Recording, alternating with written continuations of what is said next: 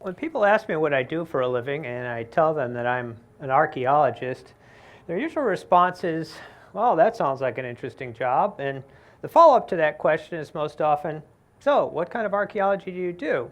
Well, I expect that most people will think that I do archaeology in Greece or Egypt or someplace exotic sounding. So when I tell them that I work in Indiana, they often ask me, so is there anything interesting to dig up in Indiana? Well, the response to that question is, yes, there's 15,000 years worth of human habitation in the state. And despite the fact that archaeologists have been working here for 80 years or more, there are still really huge gaps in our knowledge. And most people don't really know that much about Native American history, and I think that's unfortunate given the fact that Native peoples of North America were living in our state for hundreds of generations before the arrival of Europeans, and they have a rich story to tell. And parts of that story lie right beneath our noses. This is a map of the Mann Site. It's found in Posey County, just outside of Mount Vernon. And today it looks just like an ordinary southwest Indiana farm field. And if you drove past it, you might not even notice anything. But for about 300 years, between AD 100 and 400, the Mann Site was a bustling center of trade and ceremony covering more than 430 acres. Now, in its day, the Mann Site was undoubtedly one of the most important places in eastern North America. Archaeologists have identified 17 earthworks at the site consisting of platform-shaped ceremonial mounds, loaf-shaped and conical burial mounds, geometric earthworks in the shapes of squares and rectangles and circles, and a long linear embankment 2,300 feet in length. Now, although similar earthworks have been identified in other places, Ohio in particular, these earthworks were used for ceremony and burial only. Virtually nobody lived there.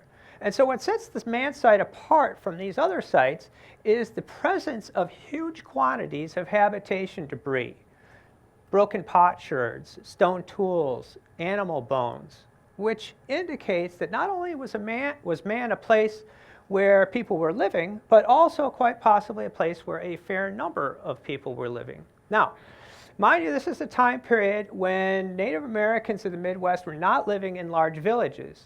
And so these huge quantities of debris at Man are all the more striking. But the Mann Site didn't exist in isolation. Archaeologists have identified dozens of man-related sites up and down the Wabash and Ohio River valleys in southwest Indiana. And the people fed themselves by hunting and gathering and tending their gardens. But one of the most important activities that took place at Man was trade. And artifacts that have been recovered from this site indicate that these trade networks spread across the entire continent. Materials recovered from Man include grizzly bear teeth from the Rocky Mountains, volcanic glass from Idaho, copper from Lake Superior, mica from the Appalachians, and quartzite from Alabama. So you might ask yourself, why this particular spot on the landscape? Why was this place so important? Well, it may have something to do with the fact that the Mann Site was located at the confluence of a number of rivers. And in prehistory, rivers were the conduits by which people and trade goods flowed. So we might say that the Mann Site was located at a very busy intersection. Now, although there's still a lot we don't know about the Mann Site, some research is beginning to chip away at some of these bigger questions. A few years ago, Stefan Peterson, who's an archaeologist at Yellowstone National Park, conducted a magnetometry survey over a large portion of the site, including one of the large platform mounds, or a portion of it, and one of the geometric mounds. And this survey provides us with our first glimpse of what lies beneath the surface. So a magnetometer is an instrument that is used to detect magnetic anomalies beneath the surface. So people often ask me the question, how do you know where to dig? And this is one of the ways that we can find important archaeological features without doing any digging at all. Now, the results of this survey then were more spectacular than anyone could have imagined. On top of the large platform mound, a circular feature was identified about 80 feet in diameter and composed of about 60 oval-shaped features which may represent the location of posts. So there may have been just a huge post feature on top of this mound. Now, in the center of that circle was another circle which was flanked on 4 sides by 4 rectangular features. Now, that central circle with its black and white color is most likely the result of very intense burning, which may represent a huge bonfire that was located inside of this post circle. So imagine the largest platform mound at the site with an immense bonfire on top of it, and it would have been visible to everyone present there and really would have been a spectacular sight. Surrounding the mound on all sides was a hexagonal feature which may represent a stone or gravel pavement that was used to set off the mound as a sacred space. Moving to the northeast, 2 additional post circles were found, both of which are larger than the first one. One is 110 feet in diameter, the other 175 feet in diameter. Now, although we don't know a whole lot about how these post circles were used, the fact that they spent so much energy building them indicates that they were a very important part of the ceremonial activities that went on at the site.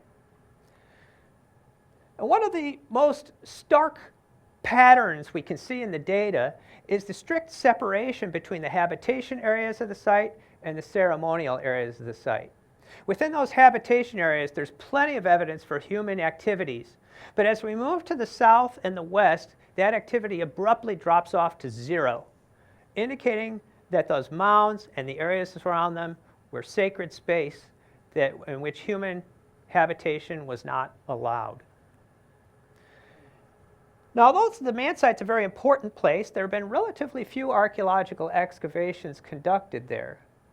Moreover, the site has been the victim of a lot of looting over the years by artifact collectors looking to find materials for their collections, and this looting has done irreparable damage to the site. Over the past few years, I've been doing some archaeological work at a number of smaller man-faced sites, hoping to learn more about these ancient people and their way of life. But right now, there are a lot more questions than there are answers. Next year, Indiana will be celebrating its 200th anniversary as a state.